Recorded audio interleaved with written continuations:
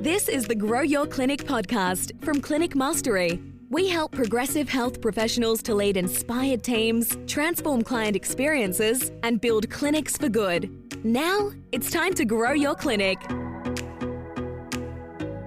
Welcome back to another episode of the Grow Your Clinic podcast. My name is Jack O'Brien, your host. Fantastic to be back in the saddle with you today. I hope you are doing well as we come out of this coronavirus COVID-19 season. And today we're going to shift the focus a little bit away from COVID and more towards some tech that you can include in your clinic, more towards the story of a health practitioner and a clinic owner and how that might be relevant to you. So I am absolutely stoked to have Adrian Miles from Medipass with us today. Adrian, welcome to the podcast. How are you? Very well, thanks. How are you, Jack? I am super. So for those who aren't familiar, Adrian is the GM of marketing at Medipass, which is, what do you call it, Adrian? It's a cloud-based virtual payment solution software for clinics. How do you describe it? Yeah, we've done a lot of different variations on a theme, but the best way I would describe it is we help practices and healthcare businesses get paid. And so, we are that thin kind of layer of payments tech that helps you guys integrate into the various different funders that potentially might contribute towards some of the services that you provide. And additionally, we push further and integrate into the some of the common practice management systems that are used in the practice as well. Love it. And so I'm interested. This was a bit of a side gig, which is now probably becoming a full gig. But you're a health professional as well by trade? Yeah, I've got a bit of a different background from a lot of the other people that are in Medipass, but I think that's what's good about our business. We tend to attract people with some pretty varied backgrounds. My original undergraduate degree was as a physio. I spent about 10 years working in private practice primarily, had my own business at a ski resort at Mount Buller down in Victoria, and used to do the winter seasons there every year for, I think it was about 7 or 8 years, and travelled in the off season into the Northern Hemisphere with the Winter Olympic team. So spent a fair bit of time travelling around Europe on World Cup stuff for a number of years, which again was awesome.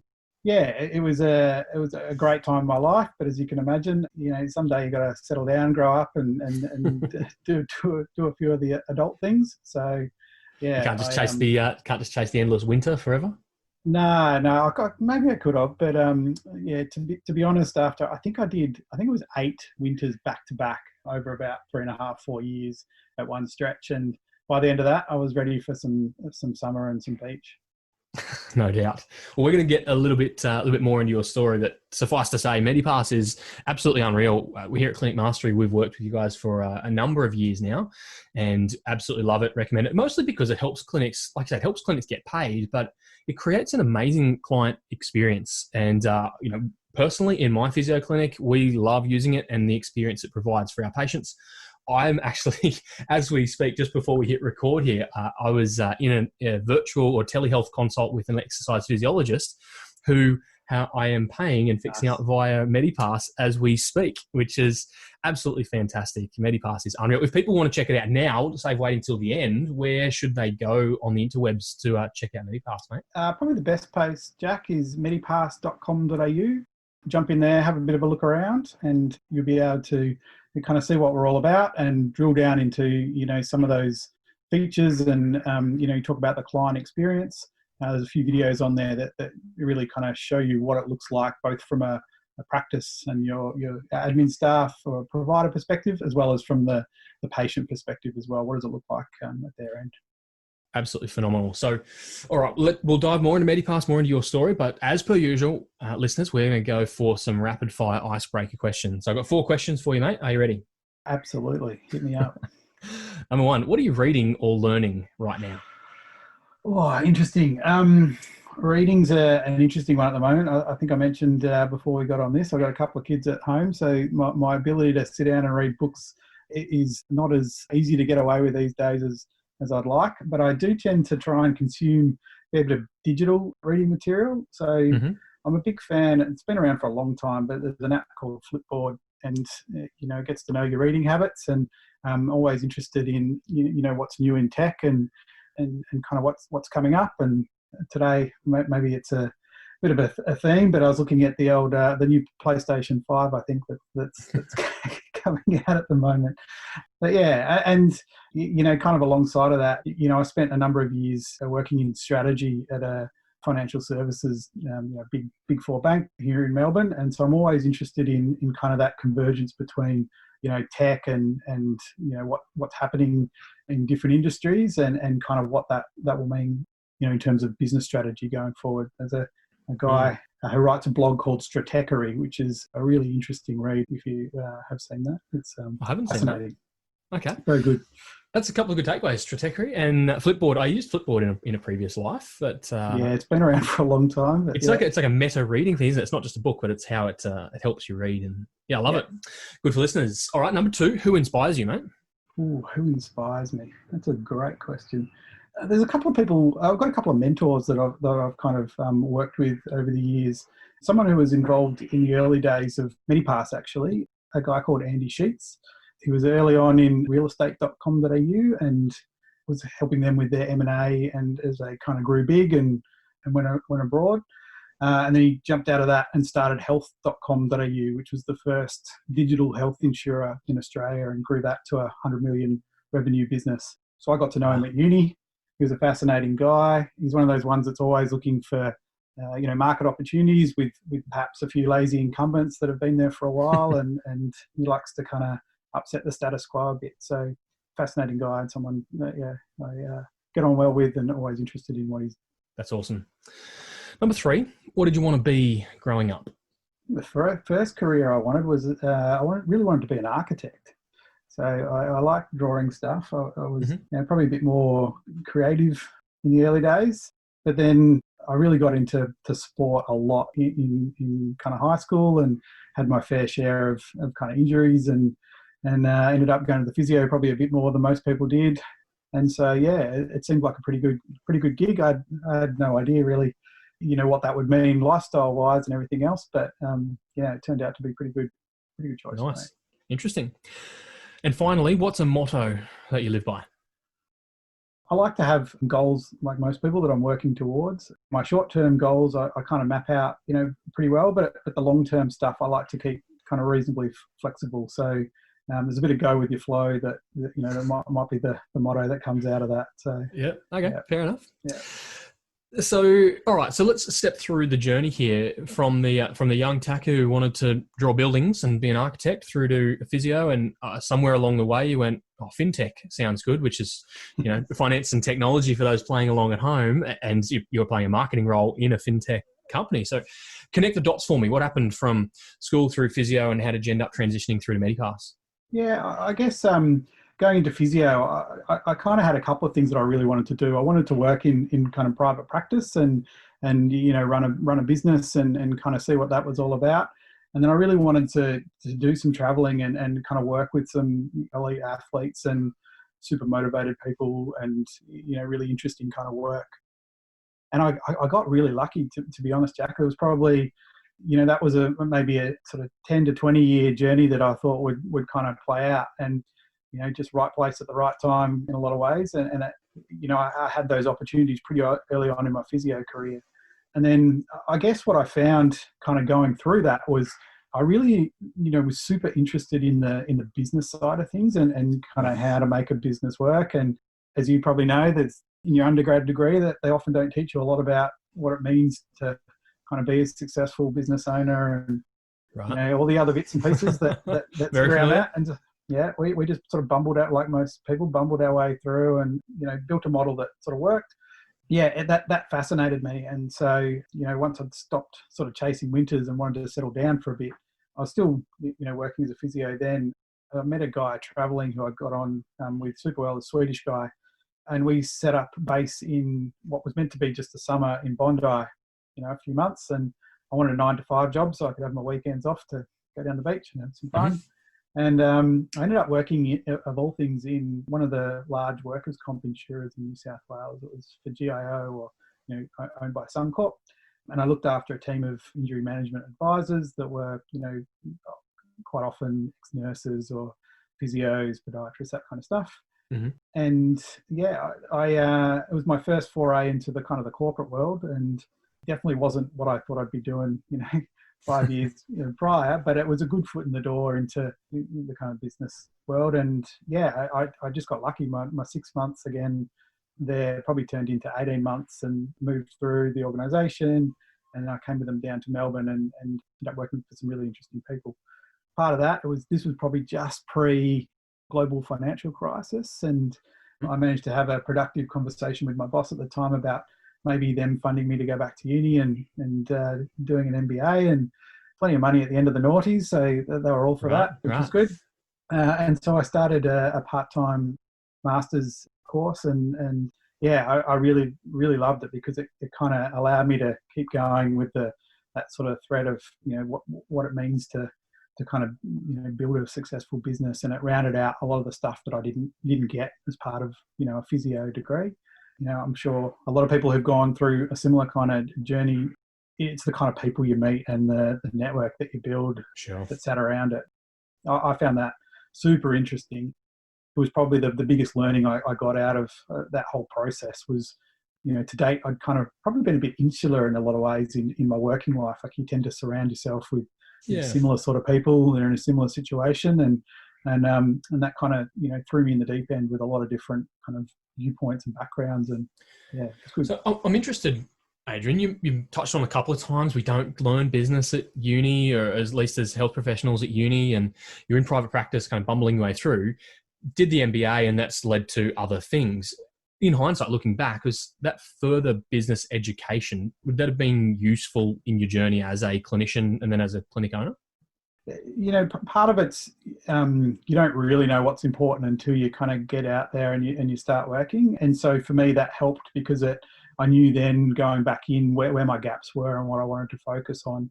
But I think there's some basic stuff that I think would be good to teach through those undergrad courses, and particularly now, the size of that allied health market, the various modalities that are out there. You've really got to know what you stand for and how you want to be perceived in that market, and what's your unique offering. And so, the risk is if you don't do that stuff, everyone comes a bit too cookie cutter and you're just more of the same. So I think there's some basic stuff there around kind of brand and, positioning and all that, those sort of things would be super valuable for any new grad coming out. Tell me, do you miss practice ownership or being a practitioner? I have days where I wake up and think, I wonder how hard it would be for me to go back and go from a non-practicing physio to being a practicing physio again. And, maybe I could do like a little bit of part-time late one night on a Saturday morning or something like that. And then I realised that I don't have enough time for the stuff I'm doing already now. So it's either me or my wife will shoot that one down pretty quickly. But, I'd never say never, right? So I don't know whether I'd be hands-on again, but, down the track, I'd love to entertain the idea of, owning a practice again. And, there's a lot of stuff I've kind of worked through since that, I'd love to put back into practice myself. So now working for a fintech company like Medipass, you've got a unique perspective, both with your physio background and your own personal kind of family background. What are some things that might surprise clinic owners about Medipass? Yeah, I think that's a good question. What I find unique and what I like working at Medipass, or what kind of drives me to come to work every day is the mix of people that we kind of have there. We've got some really diverse backgrounds in the organisation that together creates a really interesting set of perspectives. And so what I think is great and what I love is that we're pretty flat. There's no hierarchy. Everyone's got a chance to kind of input in. And it means that as a growing, scaling business, we need to be making good decisions, quickly. If we don't, we get left behind, or bad decisions catch up with you very quickly. And so, having that diverse range of thought, I think, is super interesting. Would you say that's similar? Sorry to interrupt. Would you say that's similar to a multidisciplinary kind of clinical approach, rather than just all physios having that spread of different backgrounds? Diversity is helpful.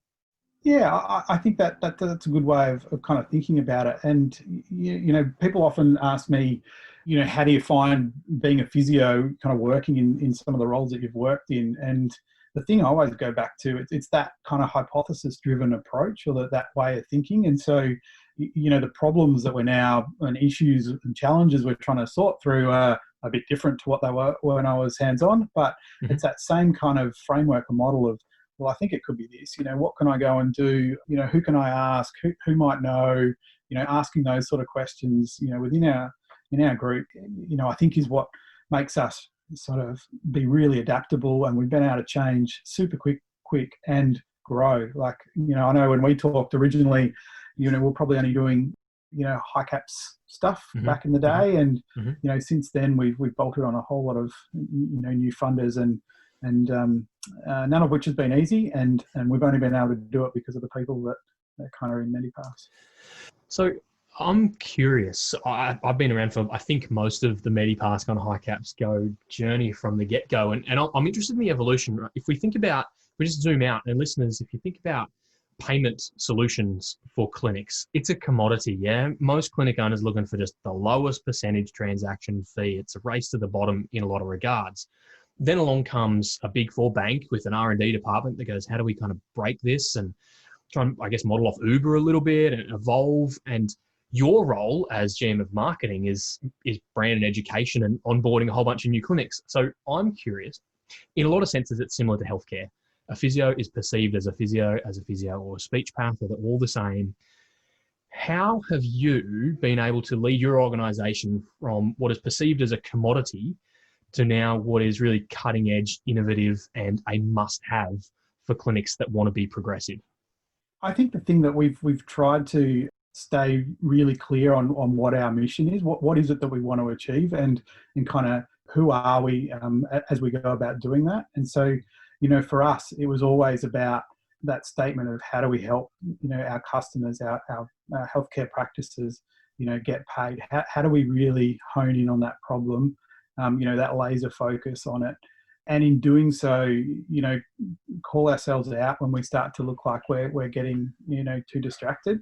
Right. And, my time working in corporates, often you've been doing the same thing for a long period of time. Innovation is hard in a big organization. And so you tend to find yourself falling into the trap of kind of looking at what are your competitors doing. And maybe there's a bit of incremental kind of growth based on, that level of sort of competition that's there. But I think for us at Medipass, we've kind of thought about what are the experiences that we like and that, we know and we see, our customers and users like and adopt quickly, but in other industries out of healthcare. And, when you think about, those scenarios, what are the similarities with what actually happens in healthcare, particularly around payments and, how you get paid, and how can we bring those experiences into the customers and the businesses we support so that they can deliver, an experience that differentiates them from, just the same old payments kind of processes and experiences that you've had in the past. So what were some of those inspirations for Medipass in the early days? Yeah, I think if you go way back to the original kind of solution, it was looking at things like kind of Uber and Airbnb and those completely no touch, hands off, walk in, walk out solutions that really took some of that friction that happens around paying for a service completely away. And the oldest kind of example now, it's funny that you talk about it, but people getting in and out of cabs, having used Ubers for a long time, forgetting that they've got to pay when they get out of the cab, right? So it's that. I think those are the kind of experiences that I think over the long run will become more and more ubiquitous in health. But given it's healthcare, given that health is notoriously slow and conservative and adverse to change. Maybe not so in the last 3 months, but prior to that. It's amazing what can happen when a pandemic strikes. So I'm interested, you're straddling this divide of cutting edge innovation, really trying to break things, and yet the stakeholders that you're dealing with are things like governments and insurance companies and banks, like the three of the most organizations or types of industries with reputations of going slow. How did you lead that branding, positioning, education, information angle? What we do really well is we do a good job of painting a picture of what the future could look like, but we don't just do that with kind of concepts. We actually build it. Like the team that we have, the tech team at Medipass, is just amazing. And their ability to bring new things to market that haven't existed before, I haven't seen anywhere in any organization that I've worked in. And so I think what that means is we bat well above our kind of average when you're looking at some of the stakeholders, like you mentioned. We are the new digital payment solution for eye care in New South Wales, which is the state's workers' comp. It's a large, super kind of high volume opportunity for us. But as a small scaling sort of business, we really did have to show that level of capability and dedication to kind of what we do. And as you can imagine, the amount of checks and balance stuff that we had to go through to make sure we were fit for purpose was huge. But that's why I think some of our value prop lies. Like, we have some really talented people that have got some really strong backgrounds, and a lot of them out of the large banks, and so they know what it's like to have to build bank grade tech. What's the right way to do it, and it's payments, right? You don't get too many chances at mucking this stuff up if you don't get it right. It's not a good thing. So let's touch on leadership just for a moment. You've mentioned a couple of times your people, and you're really trying to forge ahead in a new path. How do you find people to get on board with something new, something unknown, as you're building this and kind of playing that infinite game? How do you find those types of people? From a customer perspective, or from a sort of staff perspective? Probably from a staff and team perspective.